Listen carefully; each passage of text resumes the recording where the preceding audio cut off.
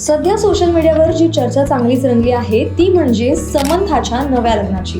2017 मध्ये समंथा आणि नागा चैतन्याचं आलिशान लग्न सगळ्यांनी पाहिलं, पण हे नातं फार काळ टिकू शकलं नाही आणि 2021 मध्ये दोघांनी वेगळं होण्याचा निर्णय घेतला. यानंतर 4 डिसेंबर 2024 रोजी नागा चैतन्याने शोभित दिलीपला सोबत लग्न करून पुन्हा आयुष्याची नवीन सुरुवात केली.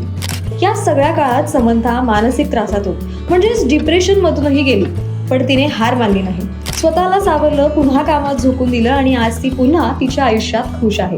हो, कारण 1 डिसेंबर 2025 रोजी समंथाने दुसरं लग्न केलं आणि ज्याच्यासोबत केलं त्याचं नाव ऐकून तुम्ही थक्क व्हाल. आपण बहुतेक वेब सिरीजच्या सुरुवातीला created by Raj and DK असं पाहिलंच असेल.